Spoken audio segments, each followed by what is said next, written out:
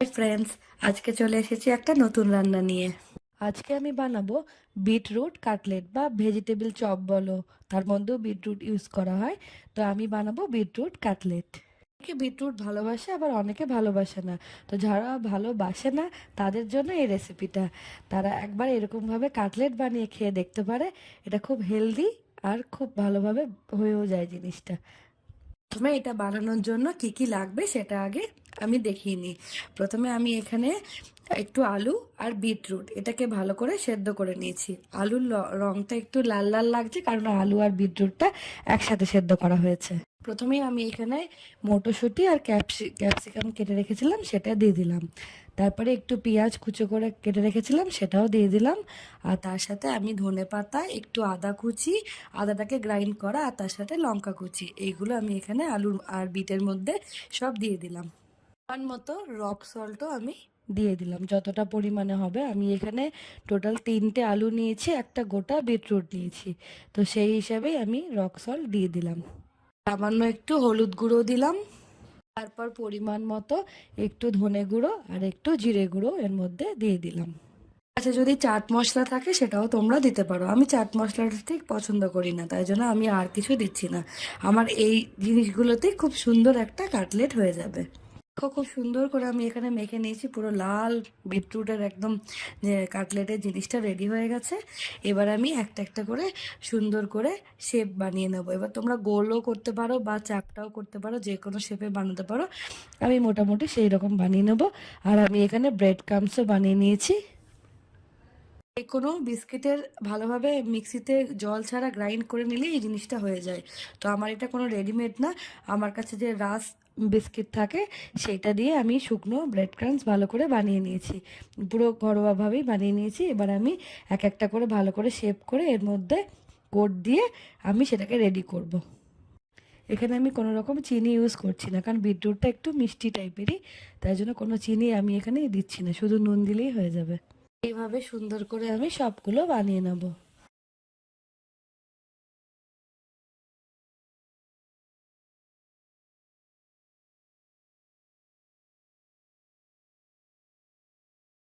কাটলেটটা আজকে আমি কোনো ডিপ ফ্রাই করব না। যারা একটু কম তেল পছন্দ করো বা যাদের তেল খাওয়া চলে না, তারা এরকমভাবে এয়ার ফ্রায়ারে জিনিসটা ভালোভাবে বানিয়ে নিতে পারো। তো আজকে আমি এটা এয়ার ফ্রায়ারেই বানাবো, কোনো ডিপ ফ্রাই হবে না। তো এয়ার ফ্রায়ারে প্রথমে আমি প্রিহিট করে নিয়েছিলাম 10 মিনিটের মতো।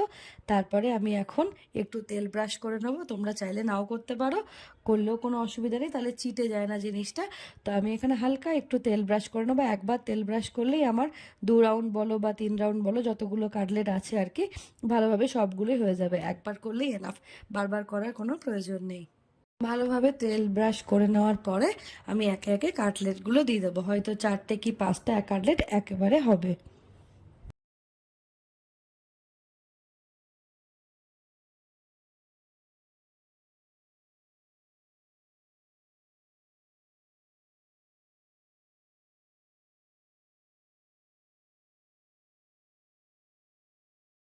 আমি 6টার মতো কাটলেট একসাথে দিয়ে দিলাম। যেরকম আর কি কাটলেটের সাইজ হবে, যেরকম জায়গা থাকবে সেই হিসাবে দিয়ে দেওয়া যাবে। তো আমি 6টার মতো প্রথম রাউন্ডে দিয়ে দিলাম। দুটো রাউন্ড করতে হবে, তবে সবগুলো আমার হয়ে যাবে। এবার আমি এয়ার ফ্রায়ারে অন করলাম। তারপরে আমি এখানে 180 ডিগ্রিতে 10 মিনিটের মতো দিয়ে দেবো। 10 মিনিট একটা সাইড হবে, আবার সেম 180 ডিগ্রিতে আমি আরও 10 মিনিট দেবো অন্য সাইডের জন্য। একবার হয়ে গেলে আমাকে সবগুলো উল্টে দিতে হবে, তারপরে আবার 10 মিনিট দিয়ে দিতে হবে। তাহলেই ক্রাঞ্চি একটা ভাব আসবে, সুন্দরভাবে কাটলেটটা তৈরি হয়ে যাবে। দেখো, আমার একটা সাইড খুব ভালোভাবে হয়ে গেছে। এবার আমি চামচের সাহায্যে, গরম থাকে যেহেতু, আমি আবার অন্য সাইডে উল্টে দেবো। তারপর আরও 10 মিনিট 180 ডিগ্রিতে আমি করে নেব। এইভাবে দুটো রাউন্ডে আমি সব কাটলেটগুলো করে নিলাম। এবার আমি দেখো কত সুন্দর কাটলেটটা তৈরি হয়ে গেছে। পুরো একদম ক্রাঞ্চি একটা ব্যাপার চলে এসছে খুব সুন্দরভাবে। শুধু ওই সামান্য একটু তেল ব্রাশ করেছিলাম প্রথমে, ওই তেলেই সব কটা কাটলেট। টোটাল আমার এখানে প্রথম রাউন্ডে আমি 6টা দিয়েছিলাম, পরের রাউন্ডে আমি আরও 5টা দিয়েছিলাম। সব কাটলেটগুলো আমার সুন্দরভাবে হয়ে গেছে। গরম গরম সসের সাথে সার্ভ করা যাবে। দেখো কত সুন্দরভাবে কাটলেটটা হয়ে গেছে। প্রত্যেকটা খুব সুন্দরভাবে হয়ে গেছে, কোনো ভেঙে যাওয়ার কোনো ব্যাপার নেই। ভালোভাবে দুটো সাইড হয়ে গেছে, ভেতরটাও খুব ভালোভাবে হয়ে গেছে। একটা তোমাদের ভেঙে দেখাই, দেখো খুব সুন্দরভাবে হয়ে গেছে। মটরশুঁটি, বিট, আলু, খুব সুন্দর একটা টেস্ট হয়েছে। টেস্টটা খুব সুন্দর হয়েছিল বন্ধুরা। চাইলে এরকমভাবে একবার বানিয়ে দেখতে পারো। যারা যারা একটু ধরো তেল কম খাও বা তেল তার চলে না, কিন্তু চপ সিঙ্গারা এইসব তো আমাদের খেতে ইচ্ছাই করে, একটু সন্ধ্যেবেলা হলেই চপ সিঙ্গারা খেতে ইচ্ছা করে, তারা এইভাবে এয়ার ফ্রায়ারে জাস্ট হালকা একটু তেল ব্রাশ করে, বা তেল না দিলেও চলে, তেল না দিলেও করতে পারো, সামান্য একটু দেওয়া হয় যাতে চিটে না যায়, কখন কখনো চিটে যায়।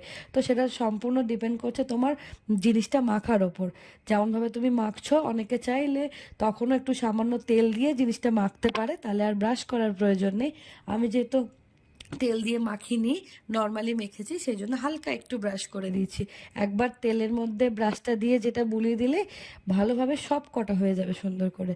তো যারা একটু তেলটা অ্যাভয়েড করো তারা এইভাবে বানিয়ে দেখতে পারো। আশা করছি তোমাদের খুব ভালো লাগবে।